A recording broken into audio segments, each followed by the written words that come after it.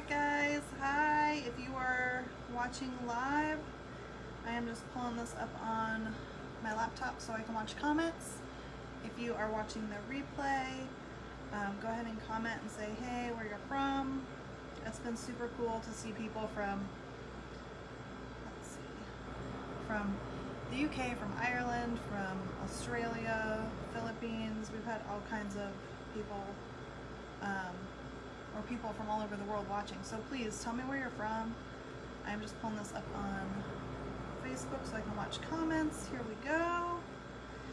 Today we are going to cover a cake and fondant. Let me make sure my volume's off. Okay, beautiful. So I can see the comments. Ask anything, anytime. If I missed your comment or your question, I will go back through and answer them once I get offline. My name is Megan Ritz, and this is Classic Cakes. And we are going to cover a cake and fondant today, and I'm going to show you guys some troubleshooting and how to fix mistakes when they happen, and how to avoid those mistakes in the first place. So, covering cake and fondant is super fun. It's an awesome way to be able to do different kinds of decorating and techniques that you can't normally do with just buttercream. It's a really nice way to make perfect, smooth, beautiful lines on your cake. And if you're wanting to do something like painting on your cake or something like that, that's the only way that you can really do that without it beating up. So there's a lot of benefits to covering a cake and fondant. I will get into that and what makes our fondant a little bit different. But first, I want to share with you guys a little bit about what's going on here at Classic Cakes, like normal. Thank you so much for joining us again. We were doing these videos every day last week, just as an exciting way to connect with people. It has been so amazing, and we've had such a great response that we've decided to continue. So we will be on here every Monday and Thursday night at 8 p.m. Eastern Standard Time. So set an alarm on your phone, jump on and join us on Facebook Live. If you are catching the replay, you can watch those on Facebook, and we have just uploaded them to YouTube as well. We will be doing some exclusive content on YouTube, so be sure to find us on YouTube and subscribe to the channel so you can see what's going on over there as well. So, Cake Fairy. The Cake Fairy program has been amazing. We've been delivering cakes all over the city. If you have been on our Facebook today and seen the new friend that is helping the Cake Fairy, please throw me some hearts. If you have not, then you should definitely check that out. We have a little bit of a surprise. If the rain holds off, then we will continue to have that very special friend delivering cakes alongside the Cake Fairy. So we're super excited about that. It's been really fun to just bring a little bit of excitement and joy and amusement to people during this time. So please definitely throw me some hearts if you love that. And then cake it yourself. Alright guys, so this cake decorating kit that you can get at home has been super successful. We backed up 12 of them today alone. I've got a few left that are still available for this weekend if you would like to do that. If you're getting bored at home, just give us a call, and we'll get you taken care of tomorrow. Donations to the Cake Fairy. We've had a few donations to the Cake Fairy. Thank you so much for that. 100% of your donation goes towards the cost of the ingredients to make the cakes. We're donating them to people who are still working in essential positions, so hospital workers. We took some to the gas station today, police, fire stations, senior care facilities, and we are actually talking with Riley Hospital right now and trying to figure out how we can coordinate that. They have new restrictions coming down as far as what's allowed to come in and not. So we are working with them right now, but they have a staff at Riley Hospital of 3,000 people. So we have been working really hard to figure out how we could actually produce 3,000 cupcakes, especially with our very limited staff right now because we've had to make layoffs, and then just trying to find a way that we can continue to give back even though it's been hard for everybody. And so to General Mills on our behalf, and they are donating some of the ingredients that we need to produce the cakes, or the cupcakes. So General Mills is in as one of our sponsors, and We are just looking for more donations so that we can cover the cost of like packaging, making the buttercream, things like that. All those ingredients are expensive, especially when we multiply that by 3,000 cupcakes. So if there's anything that you can do, you can go right on our website, classiccakescarmel.com, and make a donation of any amount. Like I said, 100% of those donations will go towards the ingredients. And then if for some reason we're not able to work with Riley, then we will donate to another hospital, because there are plenty of them around here that could use a little bit. So, the last thing I want to say before we get started covering our cake and fondant was thank you so much for watching the videos. It's been crazy to see the response that we're getting from this, and it's just nice to connect with people and do something fun and hopefully give you guys something to look forward to other than watching the news. So thank you so much. If you are loving the videos, please comment, please share, throw me some hearts. Really, that's it. Thank you guys so much. So, covering a cake and fondant, it's a lot easier than most people think. You just need to know some, thank you Terry for sharing the website on there. You just need to learn some tips and tricks on how to do things properly so that you're not making it harder on yourself. So we are going to start with fondant. We make this in-house here. It is a white chocolate based fondant. And it's a very top secret recipe, but you can purchase all kinds of different, there are a lot of different types of fondant. So there's a lot of white chocolate based, there's marshmallow based, there's lots of options for types of fondant. I would recommend Choco Pan, which is now I believe Dream Fondant. I think they were purchased by another company. They have very similar to our like style fondant. It's very user friendly. It doesn't dry too fast. It's just easy to work with. So I would recommend, sorry, there we go. I would recommend looking up for that fondant, or you can find a white chocolate recipe online. You want something that is not super soft. So if it's a firmer fondant, then it's going to be a little bit more forgiving if you try to poke your finger through it or something like that, right? Some other tips, you definitely want to make sure that you have short fingernails. It makes it very difficult. I've seen some women with long acrylics beautifully cover a cake and fondant. If my nails start to get even a little long, I feel like it's difficult. So it just depends on what you're used to, and just practice, really.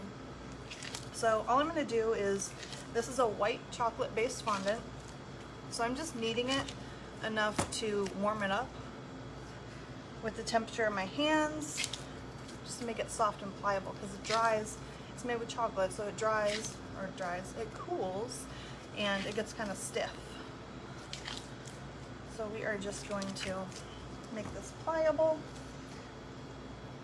Short nails and strong hands, Terry. Yes, it does take a little bit of strength. I like the lower table here because I can just use my body weight instead of having to like use the strength of my arms.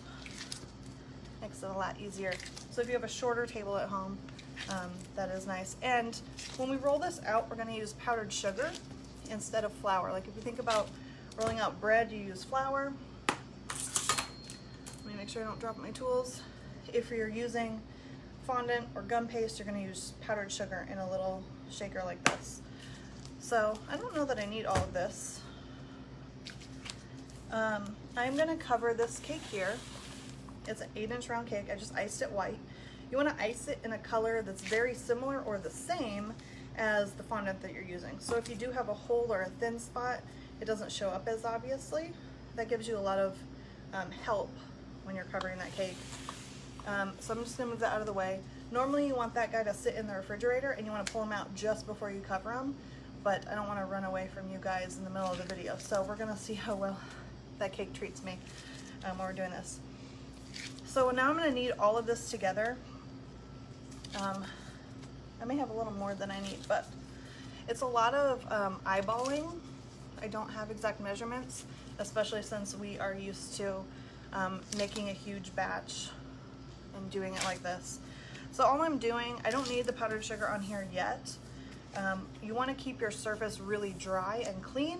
So like I wiped it down with my sanitizer a few minutes ago and let it completely dry before I started doing anything.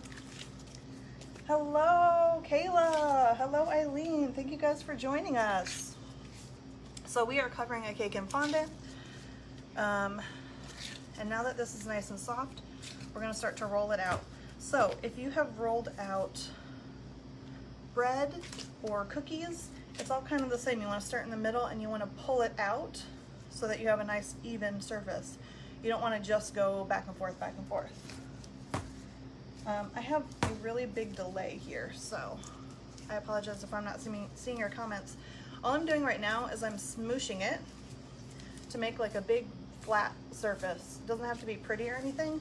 I feel like it's just easier to get it started a little bit with my hands. All right, so now I'm gonna powder my surface. So, same with bread. The higher up you hold it, the more evenly the spread is gonna be of your powdered sugar, of your flour. So you want a nice coverage so that it doesn't stick at all, especially as you roll it out thinner. So you want a decent coverage and have a nice big space because we're gonna roll out a nice big spot here. So let me check it's not showing me the most recent comments. Here we go. All right, I think I'm up to date on your guys' comments. Sorry about that. It's getting me back to the top. So, thank you, Kayla. It's very nice. Cake time, I love it. All right, so we've got a nice flat chunk of fondant. There's a lot more than I need, so I'll show you guys what to do when we have too much as well. I like these. They are made out of some kind of magical plastic. You'll notice that it's completely symmetrical from end to end. It doesn't taper. You don't want one that tapers. Those French rolling pins are very nice for working with pastries or smaller things, but when you have something like this, you want perfectly even. The kind with handles, like traditional rolling pins, are great, but I feel like I want my hands in the middle so I can put the most like pressure on the middle rather than on the end. So these I feel like are a lot easier to work with. They take less strength, less work. You can even use like a piece of PVC piping, honestly, to roll stuff out like this. So I'm gonna start right in the middle and I'm just gonna like push this back and forth. And I'm gonna keep turning this like 90-degree angles. And all I'm doing is pushing this out from the middle. So the important part when you're rolling out anything, cookies, fondant, whatever, is to start in the middle and push it out. And you want to make it as symmetrical as possible. So don't be afraid to do, like move it around. You just want to keep turning it because you're going to be stronger in one arm than you are in the other. It's going to be easier for you to push it or pull it. Like there's going to be, one side's going to be different than the other. So if you can see, I don't know how well you guys can see, I am just pushing this out from the middle and I'm just going to keep turning it around until it's the way that I want it. And then any excess you can just pull off the rolling pin. You don't want to have a lot of extra powdered sugar on top. Unlike when you're making bread, you don't have to powder the top of your dough or your rolling pin. You want to keep it nice and clean, or you'll end up with like little dry spots. So I'm gonna push this because we're not round anymore. There we go. So when you have too much, like I do here, you end up with a lot more to move around. And what I can do, let's see where the screen is. What I can do, like this extra chunk I don't want on here, it's too much fondant. I'm just gonna cut it off. This little guy here too. So I can just cut those globs off that were like too big in the way, and I can keep going. Now, you want, your fondant is usually more elastic. Is that good? So you want it to be stretchy. It's a little bit more forgiving if it's stretchy, but you don't want it to be so elastic that it's like too soft, where it like wants to hang, or where it's snapping back. You want it to just be like soft. Let's see, what are the other comments? Terry, yes, having the correct tools is key to cake decorating. But that's true for most things. Practice, practice, practice. All right, so we're just stretching this guy out. And I like to make it really big, way more than I need, which we have established I have. And we want to make it really even. So nice, big, long, clean strokes across the entire length. So you may notice that I'm no longer rolling. I've got this locked in. I'm just pushing. Not much pressure. This is just a really good way for me to gauge, because I can feel, and you can too, if it's thicker in one spot or thinner in another spot, and it just stretches it just a little bit. So we've got a nice huge space here. Terry, we could totally make some pizza. All right, so I'm gonna put my hands underneath here and just make sure we're not stuck. We're a little stuck. We can just very gently roll it up, right? We don't have to do anything drastic. If you're really stuck, you tear it back up, re-roll it, start over, no big deal. You do want to work fairly quickly, and by that I mean the pace we're working now is totally fine, because you don't want it to start to dry out, and then when you put it on the cake, it starts to crack. You want it to be pretty thin, but not so thin that when you put your hand under it, it's transparent. So like, I don't know how well you guys can see. I can see that my hands are under it, but I can't see transparent like underneath it, so it's fine. So now I'm gonna take it and just fold it in half and just gently wipe, without making a seam, any extra fondant off of this. I'm sorry, any extra powdered sugar. If I have like globs of powdered sugar on there, it's not gonna stick to my cake very well. All right, so I'm gonna grab my cake. You guys, this is the fun part. I've got it rolled out in half. I'm just gonna drape it on top, just like that. Super easy.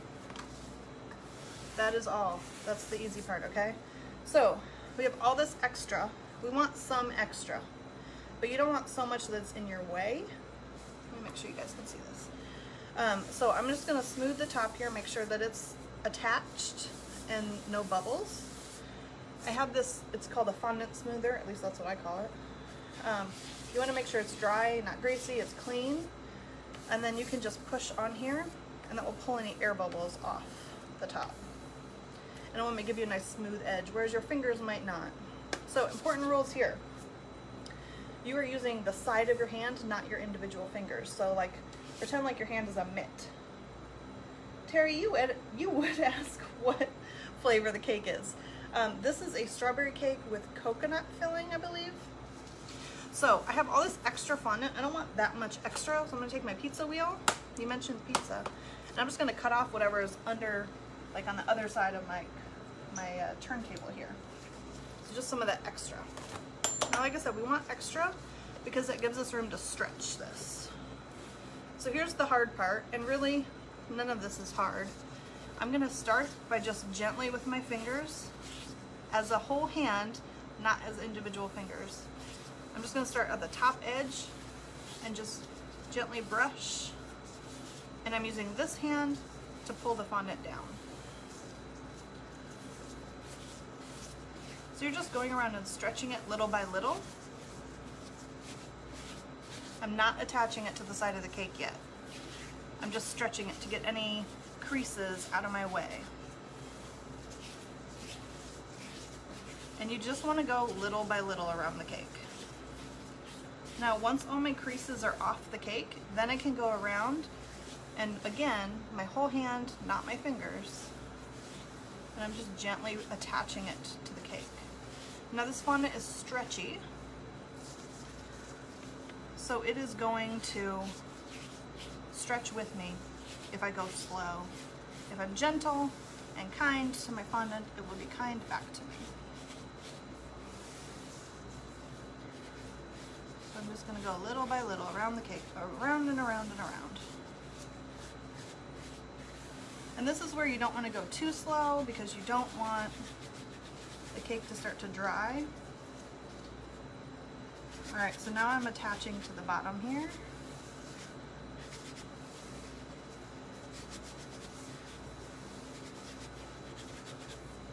And I'm just pressing down as I go around and around, pulling any air pockets down with me so that I don't have an air pocket up here in the middle. We talked about in one of the other videos, air pockets. When that cake gets warm, that air expands and then you'll have a big bubble on the side of your cake. So we want to make sure we don't have any extra air trapped in between that buttercream and the fondant. So I'm just going around and around. And I'm using the edge of my hand here to just make those creases. And I'm really close to the end here, but I'm being really gentle so that it treats me well. And just giving it time to stretch. So really, the biggest mistake that people make is they try to go too fast, or they try to tell the fondant where to go. It's not really telling the fondant where to go, it's asking it. So if you go slow and gentle, then it will listen to you and you'll have a perfectly covered fondant cake. So I have that attached all the way to the bottom. I can feel it with my finger and I'm on the bottom. So now we just want to use this guy to make sure I don't have any bumps. And you can just go real gentle up and down. And this just makes sure everything is straight, even. Like I said, that my fingers didn't cause any bumps. All right. Now I'm going to use this edge here, the straight one, right around the bottom, and I'm going to gently push in and down to really like lock that bottom piece in so it's tight against the side of the cake. All right, so I have a nice crisp edge. So now I'm going to sit down. I like to get nice and close to my cake when I do this part. I like to use a X-Acto knife. You can just buy one at the craft store. Put it in some sanitizer, and you can use it for your fondant work. Let me tighten that on there.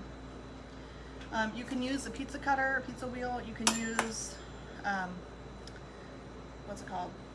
What are the other words of things? Paring knife. You can use really anything. The sharper it is, the better, and the thinner it is, the better, because you're not tearing your fondant. You are just cutting through it. So let me see if I can do this where you can see. I'm not going to go in. I'm going to go straight down from my cake and just real slow. Again, straight down from my cake.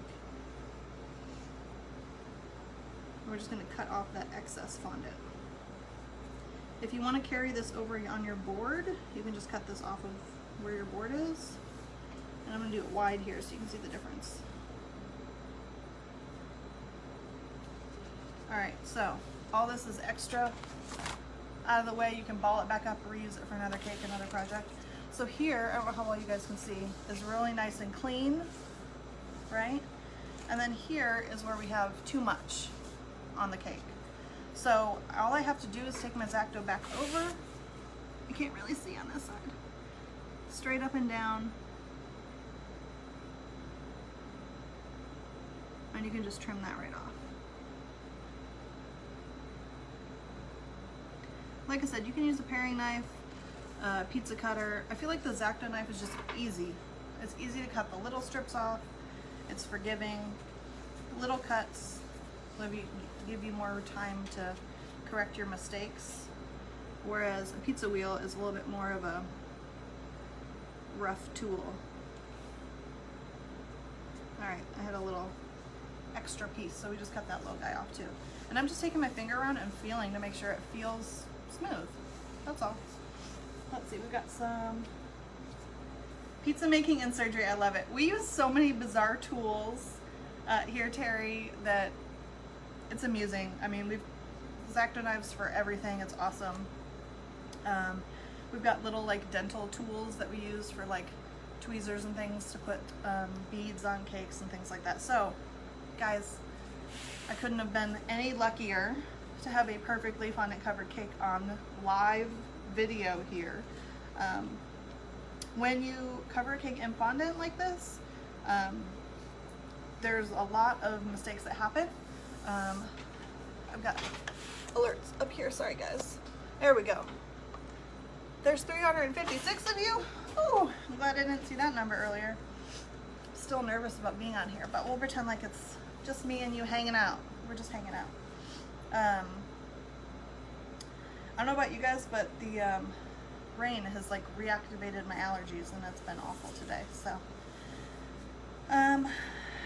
Okay, fondant cover cake. So normally, I very rarely have this nice of a cake. Let's ball up this fondant so it doesn't dry out and get sad. This is a lot of extra fondant that we had. And then I will show you guys some troubleshooting with some tips on how you can fix mistakes that are very common. And then that way your cake, even when you have mistakes on it, you can make it look perfect just like this one. Let's see, if I crumb coat only. Dibby, I'm wondering what kind of, okay, I'm sorry. Dibby said that if she crumb coats only and she applies the fondant, she has no problem. But if she does a layer like I do, then it doesn't stay still. So I'm wondering what kind of buttercream or what kind of icing you're using. And then I have this cake, I put it in the refrigerator so that it gets cold, not frozen. You don't want it super cold because then it like seizes the fondant up on you and it gets too cold too fast. But if it's just refrigerated, that gives you time to work with the fondant while it's still making it solid. Let's see. What other questions do you have? Hello, Nicholas. Thank you for joining me.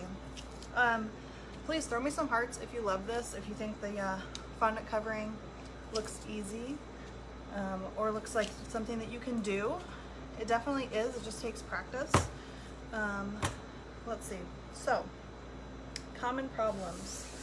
I would say the most common problem is tearing. Let me see if I can surgically remove some of this. So, I'm just going to damage my cake here. If you have a tear, like this is common. I'm not getting comments very quickly on my laptop. If you get a, yep, can't read them over there. How do you make sharp edges? Okay, awesome question. I will answer that in just a minute. If you get tears like this, it's common when you're putting the fondant on to get a tear or a hole because you're going too fast. So you need to slow down and be gentle and give the fondant time to react. It stretches, but it stretches very slowly, very softly. So you want to make sure that you're giving it time to do that. If you have a tear like this, you can always take a X-Acto knife, a paring knife, whatever, and pull it back off of the cake and smooth it so that it's flat. Don't worry about the seam just yet. You just want it to be smooth and flat. So you can smooth it, right? I have that big old bump. I just take it and smooth it, cut off any extra fondant if you have fondant in the way. And then you can actually take some of the buttercream, which I have some right there. So this is why we said, whatever color you're doing on fondant, make sure that it's iced the same color. So if I have this bump here, let me grab my fondant or my buttercream.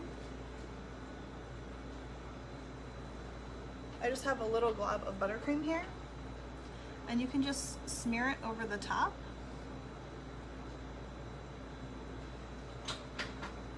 And then you can take your smoother, which I got right here. So I said we have lots of weird tools. Old credit cards is a pharmacy discount card, anything like this. Those credit cards they send you in the mail to try and get you to sign up. Throw it in the dishwasher so it's sanitary. Excellent. So then I have this bumpy buttercream. Now I can just go over this with my smoother. And unless you're really looking for it, you will never see that little spot. Also, before I do decoration on a cake, I always decide, where's my back? What do I need to hide?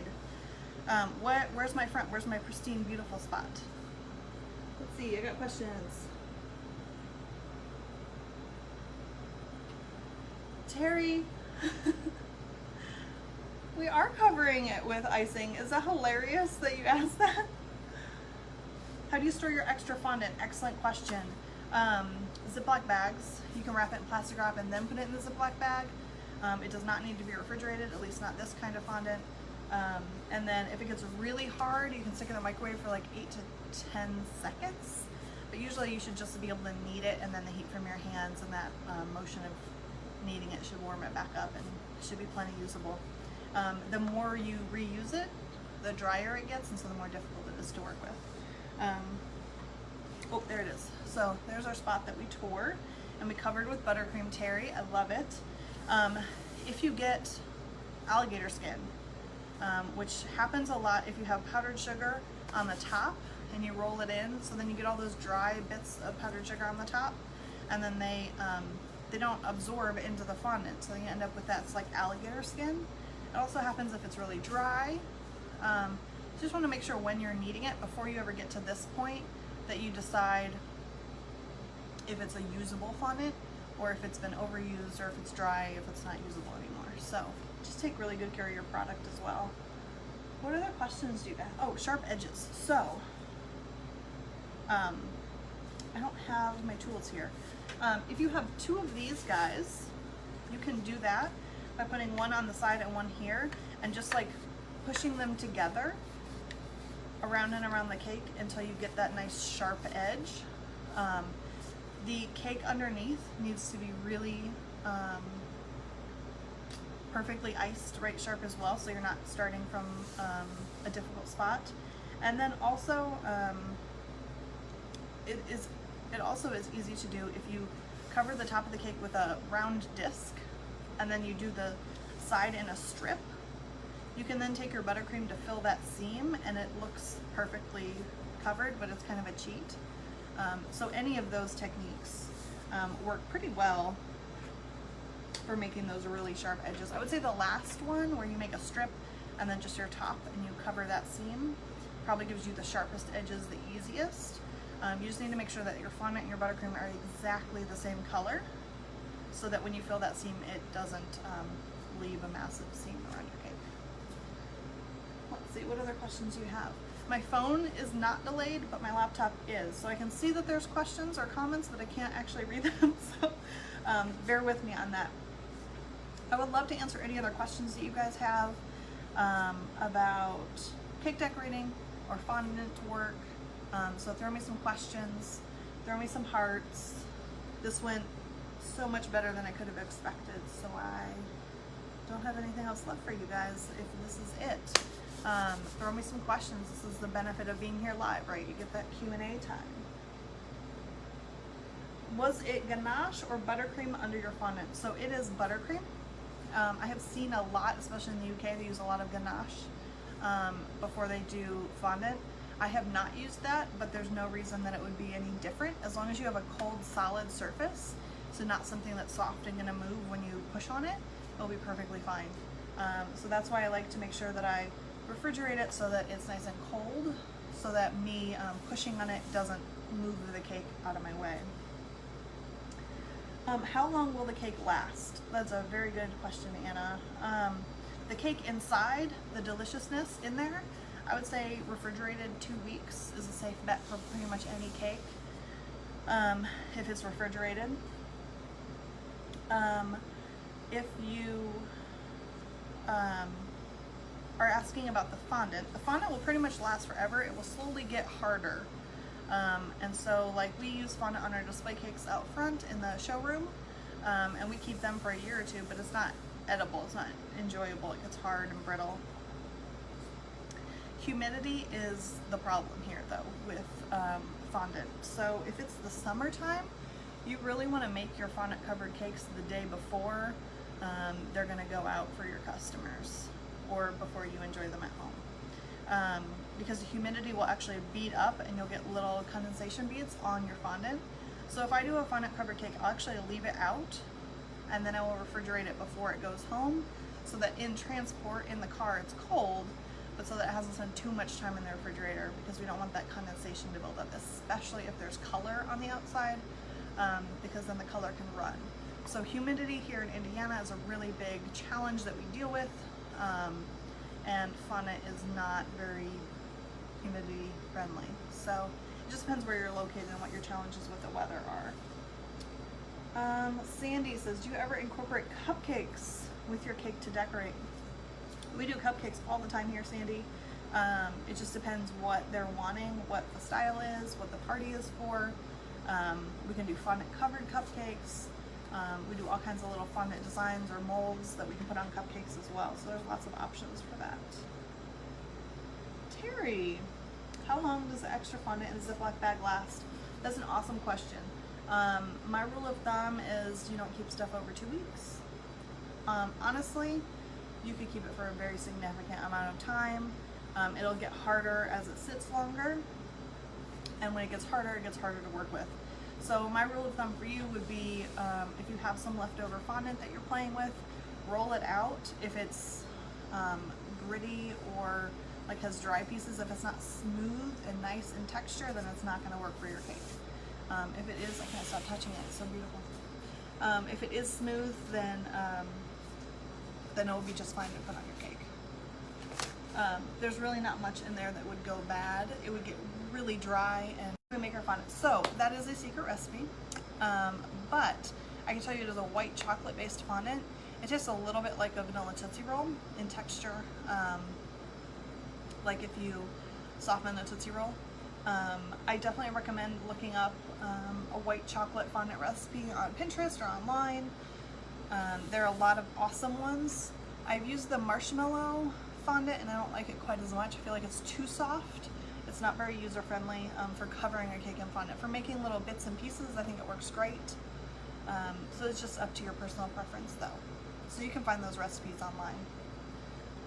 What other questions do you guys have? I'm loving this, by the way. Thank you guys so much for joining me on these videos. I can see there are comments on my phone. I'm waiting for them to appear up here so I can read them. So, yes. Okay, so while I'm waiting for that to appear, please tell me, have you guys covered cakes in fondant before? Did it work out well? Were you proud of it? Did you learn stuff? Like, please just tell me your experience. I'd love to know how that worked for you. And when you guys are decorating cakes at home, tag us. Tell us what you're working on. I love it. Feel free to do that, please. Okay, my laptop is really far behind. Buttercream, I use unsalted butter and powdered sugar.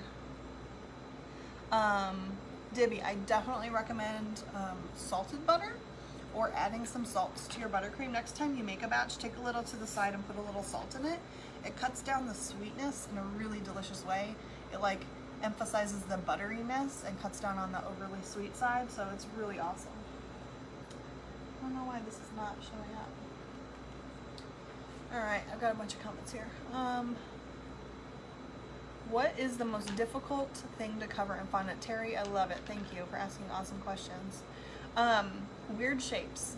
So if we do a sculpted cake and it's got a little like a lot of weird bumps and grooves and pieces that are like cut in, it makes it very difficult to cover in fondant. We often have to like patch it together because the fondant just doesn't want to stretch as much as we need it to stretch to go around those weird shapes.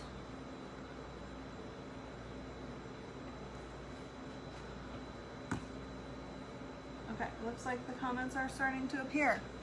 Let's see. CB Barn, awesome, thank you. Here in the Philippines, we use a dehumidifier to keep our fondant from moistening before delivery. That is such an awesome idea. You definitely have to be careful. We have dehumidifiers in our walk-in cooler, but I feel like they only work so good. And I would love to know, if you want to message me, I'd love to know what kind of dehumidifier you use and what your experience is with that, because we definitely struggle with protecting our cakes. It's a lot of work to make sure that we're careful when it rains, when it's humid outside, when it's really hot, when they go from the cold cooler to the really hot outside. So we have to do a lot to make sure we're protecting our cakes year-round here in Indiana. Let's see. Cheryl says, I made multiple colors of fondant and took little pieces and placed them next to each other and rolled it out into camouflage pattern, and the little pieces wouldn't stick to each other. Any idea what I did wrong? That is an awesome question, Cheryl. Also, that's a super awesome technique. I think that's so fun that you tried that. I'm sorry it didn't work out. The fondant may have been too dry, or there may have been too much powdered sugar drying it out, so they couldn't really adhere. Next time I would say put them closer together and roll it out more so they have more like pressure pushing them together so they can stick together more. The other thing you can do is you can roll out like a thin layer of a white, and then you can put the patches, the little pieces on, and roll it into that, so that you have something solid that they adhere to. Just make it really thin so that the combination of that and the extra fondant is the thickness that you would normally cover your cake in. But that's super fun. You can do that with stripes, with weird shapes, with like confetti looking pieces, with animal print.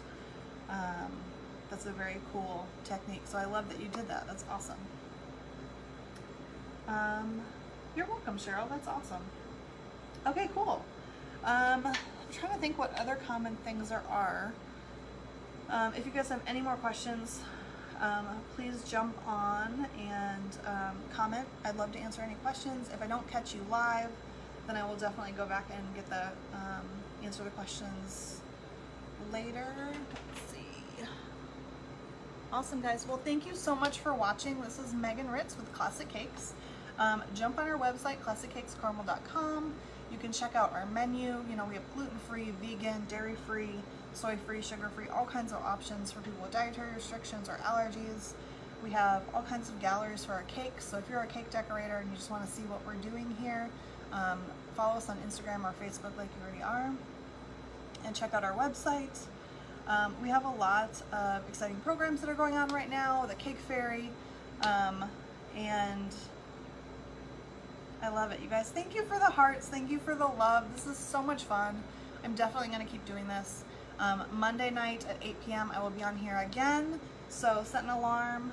On Monday night we're going to be talking about my top 10 tools for getting started cake decorating with buttercream, and how to use them. So think about what your top tools are.